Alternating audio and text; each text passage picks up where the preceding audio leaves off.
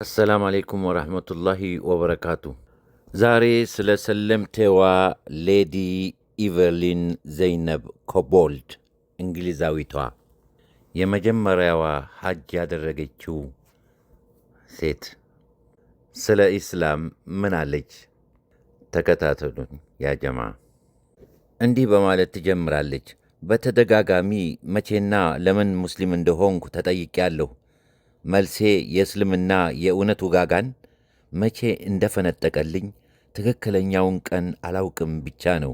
ሁሌም ሙስሊም የሆንኩ ይመስለኛል። ይህ ደግሞ ሕፃን ልጅ ተወልዶ ካለምንም ተጽዕኖ ሊያጎለብተውና ሊከታተለው እንደሚችል የተሰጠው ትክክለኛ ሃይማኖት እንደሆነ ይህንን ጉዳይ ልብ ለሚል ለማንም እንግዳ የሚሆንበት ነገር አይደለም። በእርግጥም አንድ ምዕራባዊ ሐያሲ በአንድ ወቅት እንደገለጸው ኢስላም ማንም ሊረዳው የሚችል ሃይማኖት ነው በማለት ንግግሯን ስትቀጥል የበለጠ ባነበብኩ የበለጠ በጣርኩ ቁጥር ኢስላም በተግባር የሚገለጽ የዓለምን ምስጢራዊ ችግሮች ለመፍታት ለፍጡራን ሰላምና ደስታን ለማጎናጸፍ ተስተካክሎ የተቀመረ ሃይማኖት መሆኑ ይበልጥ እያሳመነኝ መጣ።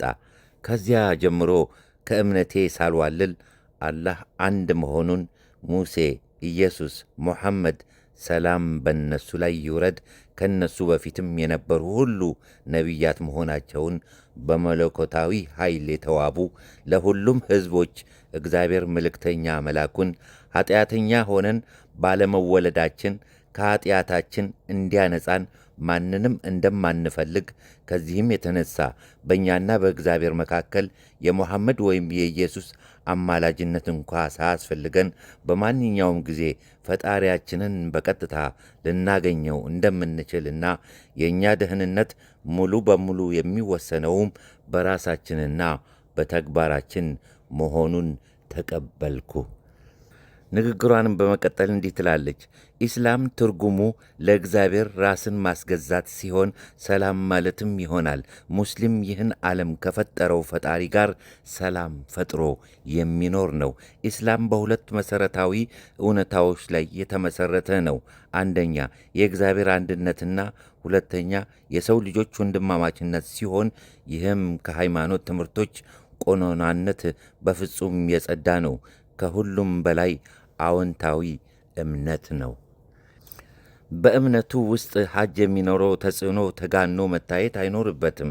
እምነቱን ለማድረስ ከአራቱም የዓለም ማዕዘናት ለዚህ ቅዱስ ሥነ ሥርዓት እዚህ ቅዱስ ስፍራ ከተሰበሰበው ሕዝብ መካከል ራስን ዝቅ አድርጎ እግዚአብሔርን ለማወደስ መገኘትና የዚህ ሕዝብ ስብስብ አባል መሆን የእስላማዊ እንከን የለሽ እምነት አእምሮን እንዲመስጥ የሚያደርግና መታደል ሲሆን ይህ ሁኔታ የሰው ልጅ በሕይወቱ ውስጥ መቼውንም ሊያጋጥመው የማይችል ነፍስን ማነቃቂያ ገጠመኝ ነው።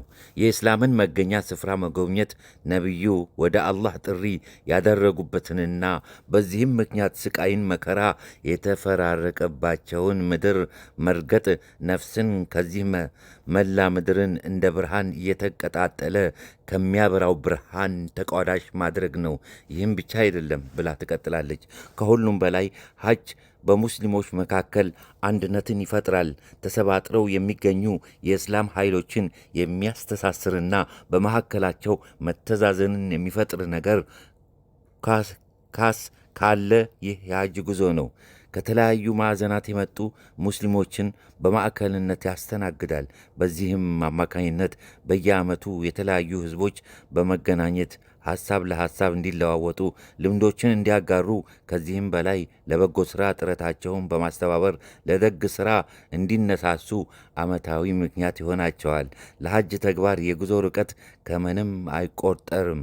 በሃይማኖት ውስጥ ያሉ የተለያዩ የአስተሳሰብ ፈርጆች ወደ ጎን ይተዋሉ። የዘርና የቀለም ልዩነት ሁሉንም ሙስሊሞች በወንድማማችነት በሚያስተሳስረውና ፍጹም በሆነ የእምነት ነጻነት ውስጥ ስፍራ የላቸውም። ከነቢዩ ንግግሮች ልጥቀስ ትልና ስለ እግዚአብሔር ያለኝ እውቀት ንብረቴ ነው። ማስተዋል የእምነቴ ስር ነው። ፍቅር የኔ ዋነኛ መርህ ነው። ጽኑ ምኞቴ ቤቴ ነው። አላህም ማስታወስ ለእኔ ጓደኛዬ ነው። ጽናት ሀብቴ ነው። ሐዘን ባልንጀራዬ ነው። ሳይንስ መሣሪያዬ ነው። ትዕግሥት ካባዬ ነው። እርካታ ምርኮዬ የእምነት ነው። ድህነት ለእኔ ኩራቴ ነው። ራስን ለሐቅ መስጠት ለእኔ ጥበብ ነው። ጽኑ እምነት ኃይሌ ነው። እውነትም መድህኔ ነው። ታዛዥነት ብቃት ሰጪዬ ነው። ትግል የምታወቅበት ጠባይ ሲሆን ደስታዬ በስግደቴ ነው አሉ ነቢዩ መሐመድ ሰለላሁ ዐለይሂ ወሰለም ብላ አባባሎችን ጠቀሰች። እና በተቻለ መጠን እስቲ አዳርሱት፣ ሼር አድርጉት እና ስሟን ጉግል ብታደርጉ ቪዲዮውን ሁሉ ታዩታላችሁ። ትክክለኛ ታሪኩም ማለት ነው።